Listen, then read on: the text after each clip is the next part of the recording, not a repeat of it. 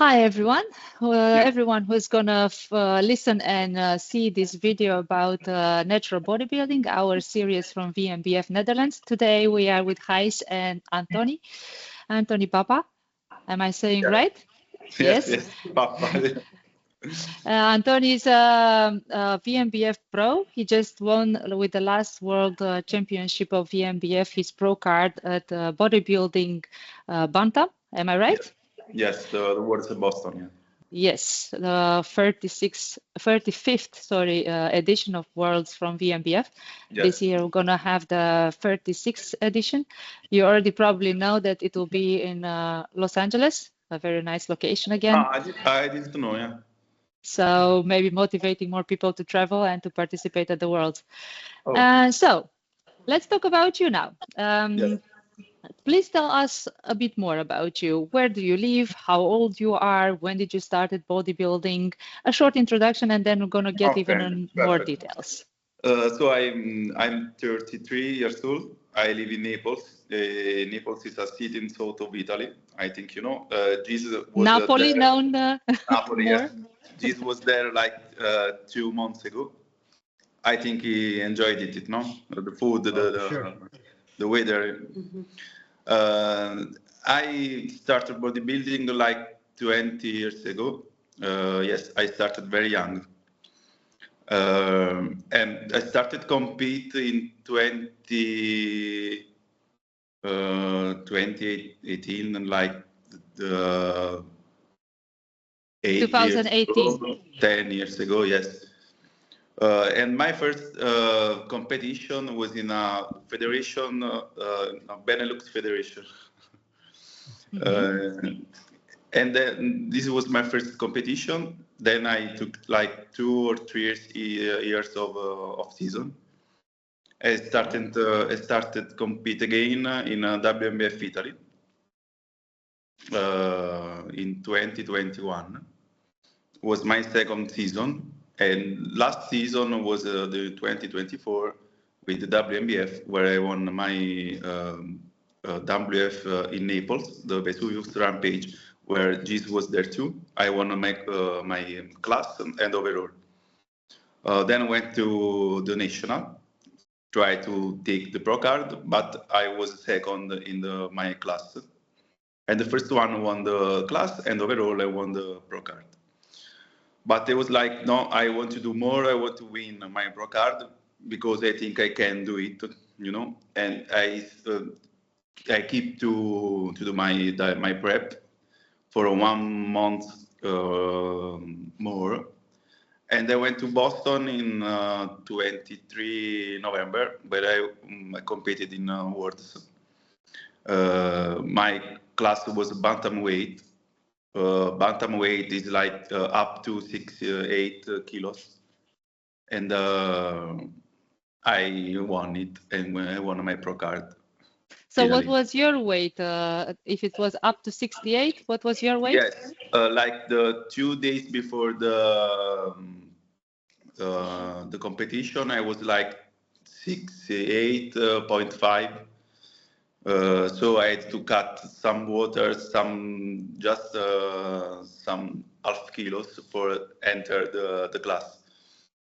Otherwise, I was in the lightweight class, but I was the smaller in the lightweight, and wasn't the best thing for me, you know.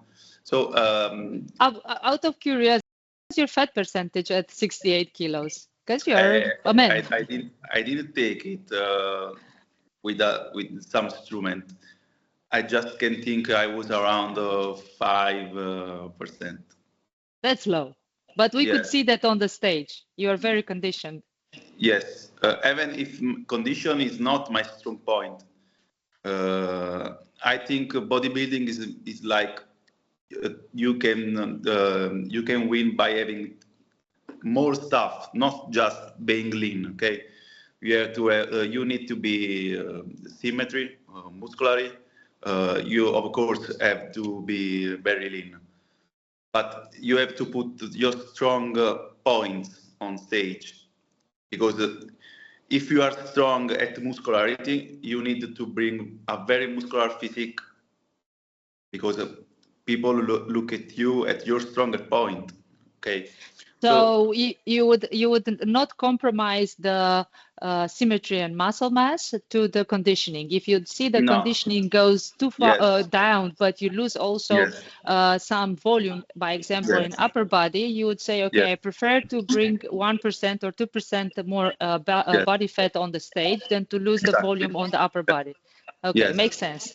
Yes. For me, this is bodybuilding. And WNBF with their judges are they have the same my thing, you know, your vision. Yes, they have my opinion, and I've seen in Boston, in the Worlds, and in the USA, they have more this idea of bodybuilding, even more than Europe. Maybe in Europe they just think about being lean, but in America, in the USA, they think about you have to have everything at same point, because this is bodybuilding. True. So I was very happy for the judge. Yes, I very much appreciate what you said, because indeed I also competed this year in the US, and I saw indeed the difference in that. I'm also promoting a lot with my judges in the Netherlands to look very much at the symmetry and the muscle mass, not only at the conditioning. Because if a bodybuilder is not a complete bodybuilder who worked enough to build up mass and then to get the conditioning, and only got the conditioning without having enough years of building the muscle mass, then it's not a complete bodybuilder. So of course you can't promote somebody like that to become a pro bodybuilder, because it has much more to work on the volume too, not only on conditioning. Otherwise, everybody can just hunger themselves for an amount of time and get as lean as 5% or 4%, but that doesn't mean that it's a bodybuilder. Yes. Very well, because at the point we will also touch some interesting subjects with you about nutrition, because we know that you're also a nutritionist. Yes, Gijs has some questions about that. So before starting that, I also want to ask a few questions still about bodybuilding. We have somebody who asked you via the Instagram a few questions. So I'm going to ask you the first of it. What was the best moment of your career as an athlete? Yeah, of course, it's by winning the Worlds in Boston. It's by far the best moment. Yes. Okay. Can you tell a bit more about your experience at the Worlds personally, but also how did you saw the federation as organizer for an event in natural bodybuilding? A little bit of insight of it. Yes, the experience was amazing. It was a bit crazy too, because I went to Boston alone without my wife. Without any of my friends. So it's not easy when you are extremely lean and extremely stressed and angry to go alone from a part of the other part of the world. You know, it's hard mentally and physically. It's not easy. But when you want to take something, you do it. Okay, without thinking about it. So the travel was like very moment of where I was just with myself. But there in Boston, I meet my team, my team with where was my coach and my teammates. So there was a bit easy because I was with there. I was in their home, so we shared some moments together, training, eating, like that. The organization was very cool.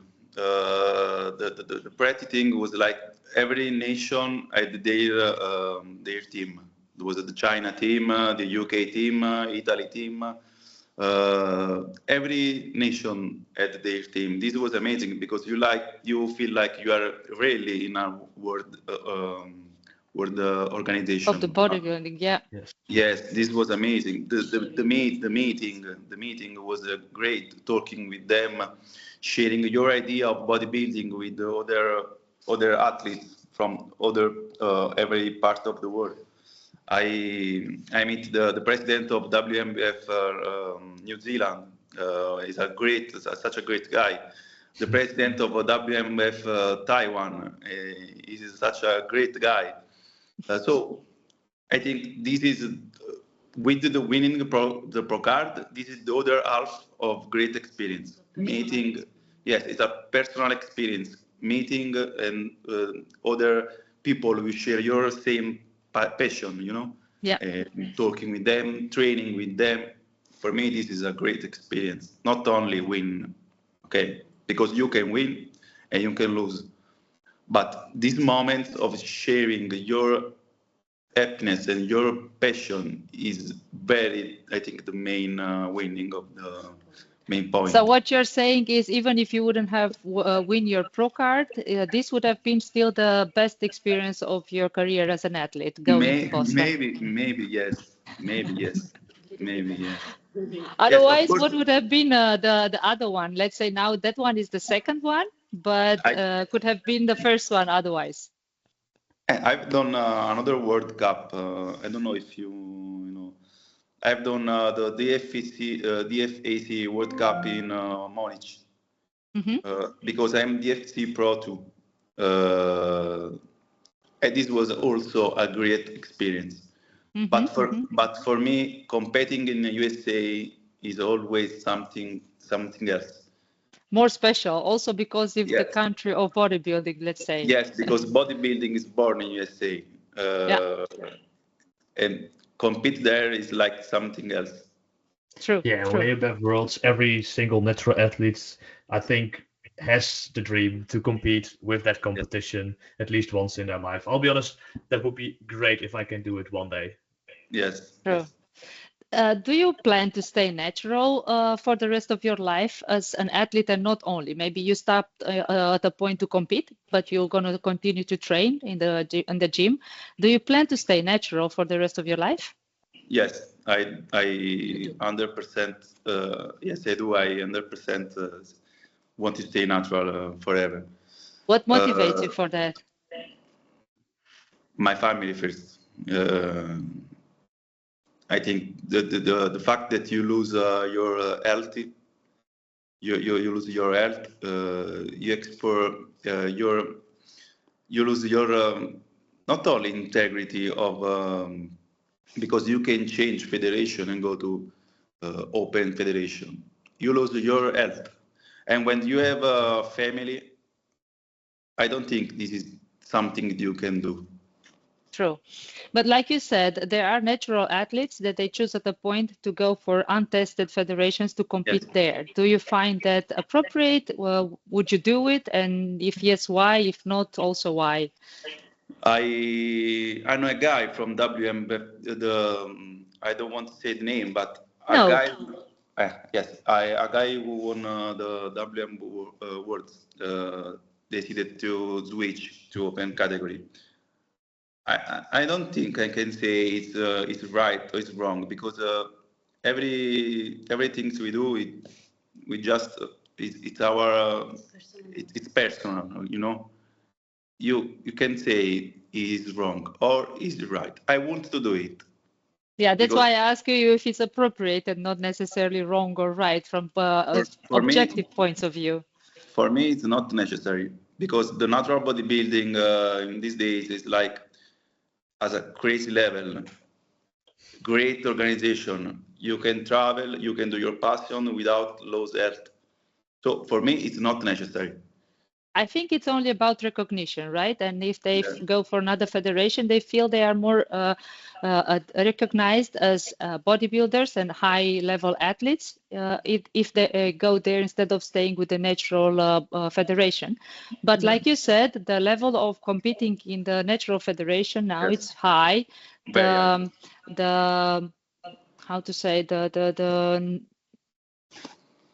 world knows now very much the natural bodybuilding. It's not like it's local.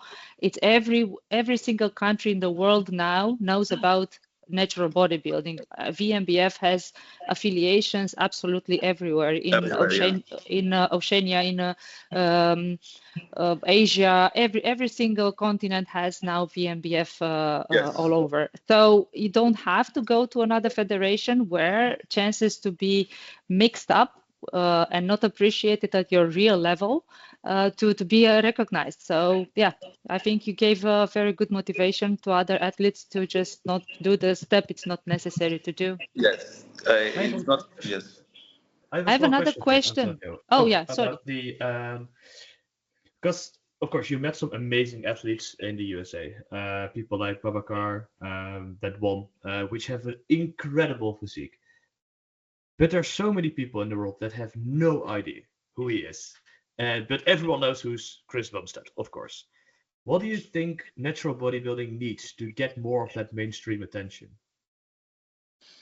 I think nowadays the best way to increase the popularity is by social. Uh, why everyone knows Chris Bumstead? Because of the social. Because he share his passion, his family, the way he train, the way he eats. Nowadays, I think the best instrument to share this sport is the social media. And WNBF is doing a great job with social. I just think they need more time. It's just about time because the bodybuilding started not natural. Started so they had more time of sharing the sport. I think just need time. Every Yeah, year, every year I just see more people doing natural bodybuilding. it's a It's bit incredible. funny because it started naturally in 1920, but it was no channel to be made known. Yes, And after the television and magazines were published in 1980s with a bodybuilding from yes, US yes. with I was Arnold. Yeah, Yes. then it started to be known, but it was already not natural anymore. So we had to yes, come back to the roots and become again naturals. And now we have to start up again with making more known, like you yes. said. Yeah. I wanted to say this, of course. Very nicely pointed out. Thank you. I have another a question from an Instagram Yes. follower. Gijs, did you got your question answered? Yes, for sure. Yeah, I think it was a great answer. Great. So what would you say to your past self or someone just starting bodybuilding? What I would say to my Past, like the old Antonio that was starting just okay, bodybuilding, or somebody who's just starting now bodybuilding, what advice would you give to them? I think the best advice is to take a good coach and follow him.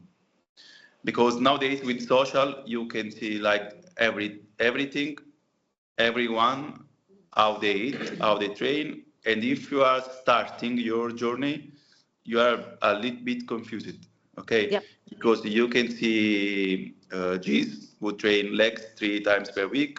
You can see Antonio who train legs 1 time per week, and you can be a little confused. So Yeah.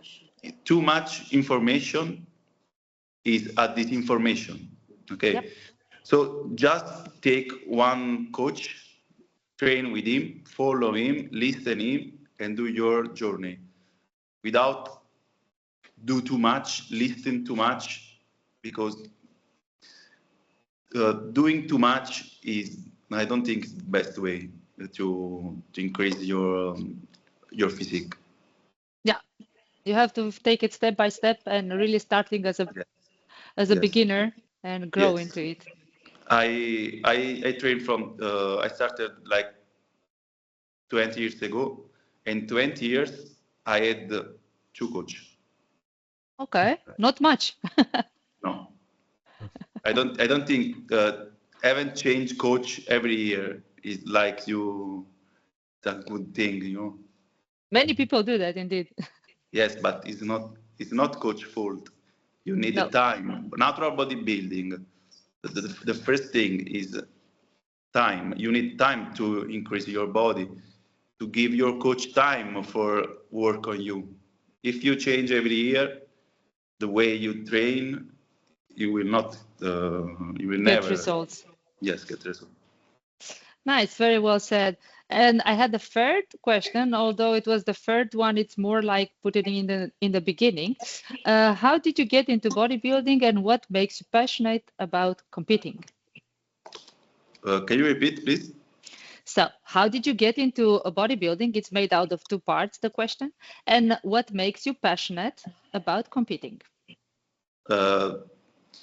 Because when I started train in a local gym, there was the owner of the gym that he was like, stay natural, don't take anything. I think I was also lucky, because Yep. this is a luck.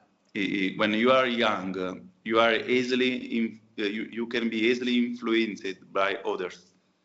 And when I was young, I met this owner of a gym who said, "Don't take anything." So I just started training naturally, growing up naturally, and started to see the natural bodybuilding competition. And I dreamed about one day doing a competition. So I always followed these steps. Very nice. So what makes you now so passionate about competing? You already have 3 seasons of competing. Yes. So basically you competed in Italy, in Germany, as far as I understood, in the US. Any other country you also competed? No. These 3. Okay, but I think you Not have yet. still not yet, because you have plans for the future. I'm going to ask you about that too. Yes. But what makes you passionate about it? What makes you stand up to keep on going and want to be back on stage? Because I want to be better than not than others, than myself. Yep. I want to reach a better physique for myself, not for others. And competing gives you adrenaline, gives you it's like it's something internal. Yeah. I can't explain it. Stepping on stage is something you can't explain. I think you can understand it if you are there. Yes. Yeah. It is Yes. something special. I heard that from every single athlete that competed, that it was a unique experience and that they want to repeat it because they can't feel that in any other place. Yes. So it's not like going to the gym. It's a very, very specific feeling and experience. Yes. So yeah, I totally understand you. And it's nice what you said, that you're trying to improve yourself. The competition is with yourself, because you also never know who's going to be on the stage. You just have Yeah. to bring your best version of yourself. Exactly. Yeah. Yeah. Yes. Very, very well said. Thanks for that too. I think Gijs wants to ask you a little bit about your experience as coach and as a nutritionist. So I'm going to let Yes. you ask you a little bit about that too, if you don't mind. Yes.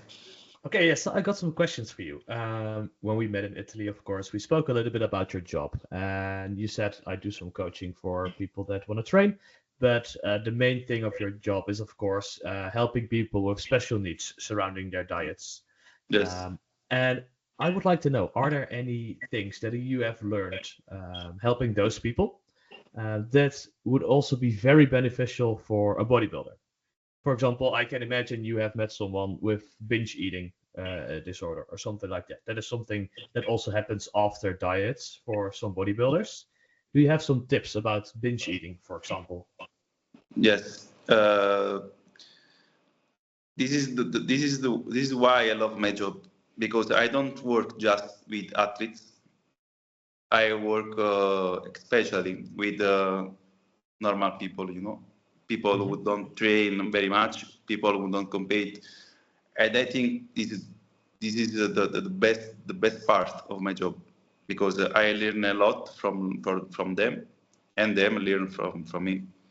And a lot of people have these eating disorders, a lot more than we think. People who are young, people who are not young, girls, men, everyone in their mind has a disorder with food. it's very strange when you see someone who was not disordered. Maybe even us, we don't have a 100% feeling with food. Everyone has their problems. And one of the major problems is binge eating. Binge eating, it's common in bodybuilding. It's very common, especially in the post-show. Okay, it's not easy. I think the post-show is the harder part of prep, even more harder than the prep itself. Okay, and a lot of persons who don't do bodybuilding suffer of binge eating too. So you can share your opinion, you can share your knowledge of bodybuilding with the people who don't do bodybuilding about this disorder. Okay, and you can help them. You can help them. When I was young and I did my first competition, I had binge disorders too. Okay, because when you do your first competition, it's not easy to control the food after a lot of months of starving. Okay, so you can help others, because I think the best way to help others is when you suffer yourself the same problem. Yeah. You can just study reading a book and help others because you read on a book. You have first read on a book, then suffer yourself, and then you can help others because you can understand 100% them, you know. But do you think you would have done it differently now after some years of experience? I mean, it happened 6 years ago that you had your first competition. Yes. And then you're also probably quite low in fat percentage, also something like 6, 7, maybe. Yes, not lean like now, but yes. Yeah, let's say under 10%, right? Yes. So after the competition, you also had the urge to eat, so you can come back to a bit more normal kind of fat percentage, at least a 15%. Yes. And you binged eating. You started to eat probably a lot, right? The second day after the competition, and you Yes. kept on eating because the hunger was there. It was like a monster that couldn't have been satisfied, and you kept on eating and eating.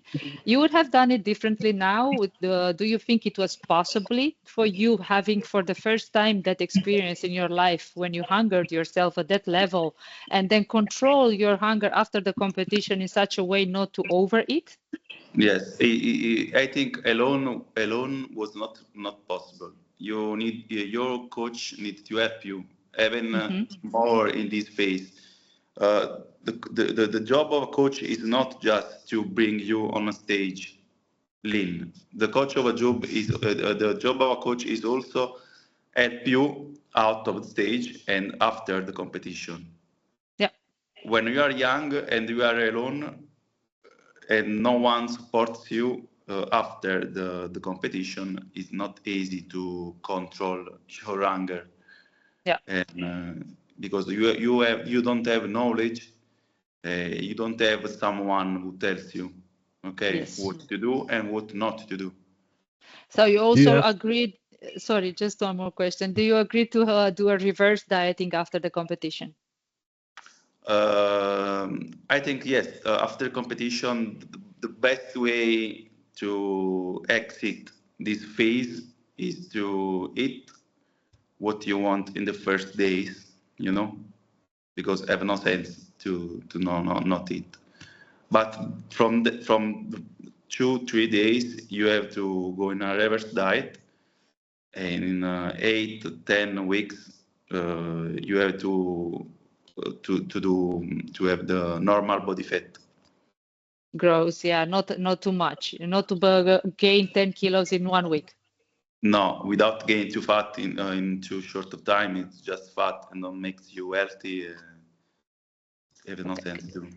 Gijs, you wanted to ask something? Yeah, do you have some practical tips for someone that is doing their first or maybe even their second competition and that is struggling with binge eating or uncontrolled eating after a competition. Do you have some practical tips for someone like that? I think is to. I think the main job is from his coach. Okay. Just his coach can help him because it's easy to lose your control. You just can't tell an athlete and say to him, "Don't lose control." It's too easy. Yes. The coach has to do his job and help him with the nutrition out of the stage. Basically also adapted to personal needs, like Yes. the body fat percentage the person was, it's a man, it's a woman, how long the prep it was, for how many weeks he was in the deficit, how much cardio did the person during the prep, and so on. So yeah, indeed, it can be very personal advice. I think a coach should talk about the post prep, not Already. not when it's too late, not after the stage. You need to talk about him about the post show even before the show. True. Okay, so the most important thing is the communication. Yeah. So you need to say him, you will be a lot angry. Be preparato. Prepared. Get ready, get prepared for this stage. Yeah. Because if no one tells you, it's normal that you lose control. Yeah, exactly. It's how you state yourself focused for afterwards. If you know that afterwards is not just the chaos and you can do whatever you want, you can still hold on it and get your horses in control, so to say. I think the major thing is experience. True. When you are an experienced athlete, I don't lose control. I just eat whatever I want in the first 1 to 3 days. And you can stop. I just start to train, eat healthy, because you when you are an athlete, even more when you are a pro athlete, you can't do it. Being athlete is not just step on stage, win a pro card. You have a lifestyle always. Yes. But you also can say that with years and competing, you get better in handling the prep, also handling your level of hunger. You are becoming much more mentally trained, but also your body gets more adapted, I think, to levels of trainings, more cardio, more hunger, and hormonal. You can handle it much better, right? Absolutely, yes. Yes, I agree with you. Gijs, you have more questions? Yeah. Were there any things you learned during this prep? Because of course it's your third season now. Any new lessons you learned? Yes. The first lesson is don't do too much show. Okay. You did a lot of shows. Yes, way too much. I think 6 shows in 3 months in 3 different countries are way too much. Yeah. Not because I can't do it. I can do even 10 shows. Okay, it's not easy. It's about the stress management on your body, on your mind. Always plan a travel, always plan a peak week, always plan the cardio, the eating stuff. Okay, it's hard. Step on stage every 2 weeks. It's very, very, very hard. And these reflect on your body. Because if you are too stressed, the body will not respect your 100%. Okay. So this is the first lesson, okay, for me. That's a wise one, yeah, for sure. It's more than one. Yeah. Don't do too much. Mm-hmm. And the other lessons you learned this season that you want to share with us? The other lesson was like do easy stuff. Don't try to do extremely extraordinary things. It's not the extraordinary that makes you better. Sometimes less is more. Yes, it's not more cardio that makes you more lean. It's not eating less that makes you lean. Just do normal stuff, but with frequency, Consistency. Yeah. with consistency. Okay. Other mistake I made this season was like too much cardio, too much steps, too much of everything was Overstressed. Yeah. yes, made me overstressed. And this reflects on your body. Absolutely. You have to do the right thing in the right moment in The right quantity. all balanced. Yes. Nice. And I have one more Well question. said. And I have one more question for you surrounding nutrition, of course. There are a lot of people nowadays with different types of needs surrounding nutrition. Some people are allergic to certain type of foods like lactose or gluten. Some people eat vegetarian or vegan. Are there any different types of food that you would really recommend for someone, for example, that cannot eat gluten but still wants to gain weight, or is lactose intolerant and finds it very hard to gain muscle and get enough protein in? Do you have some tips for someone like that? I think you can do bodybuilding in every way. There is not something you have to do. You can do bodybuilding even if you don't eat animal protein. You can do bodybuilding even if you don't eat lactose or some other foods. I think one thing you can't do training. Okay, training it is a measured thing. This is the only thing you. Come si dice che non puoi fare a meno? You can. Dimmi la frase. That's only exception that you can't take it out. Training good, training hard, and training with consistency. But food, you can be whatever you want, vegetarian, vegan. I don't think this is the main problem. These days, because in the past maybe it was harder, but now we have so many foods that are replacing what we can't eat. So I think from this point of view, we have all the tools. And who knows, in the future, maybe IE can train in our place and we can take out the trainings too. I hope not. That would be sad. That is the most fun part about this all. We will refuse it. We will just not accept it. We will say the last dinosaurs that goes like a normal person and goes train with weights. Yes. Well said. Thank you very much for that too. If that was the last question from Gijs, I want to ask you, what's your next step? What do you plan now? What do you prepare for as a competitional athlete? Now I'm in my bulking season, and my plan is to compete again in 2026. Okay. Nice. In like 3 or 4 shows, not more than 4. Yes, that's a good plan, and hopefully by that time we will also have a pro bodybuilding show. We are working hard on that. As long as we have consistent shows, and we have seen that the trend is going up and up and up with our competition. This year it will be the 4th season, and we grew from very, very little to double, and last year we doubled it again. This year, hopefully at least 50%, and hopefully then we will also be able to introduce pro categories, and we would love to see you on our stage. Yes. You are welcome anyway to the Netherlands. You already wear the t-shirt with WNBF Netherlands, and we are proud of it. So you're very welcome to our show this year too. That will be on the 5th of October, as long as you don't compete. Just let us know. We are very happy to have athletes that help us with the show too. So yes, we have a good community in that aspect. I think I will be there. That's really great news. I can't wait to see you in person too. And for sure, we will have new pro athletes coming out from our stage. Last year, we had 7 pro athletes, very good athletes. You probably met them also at the Worlds last year.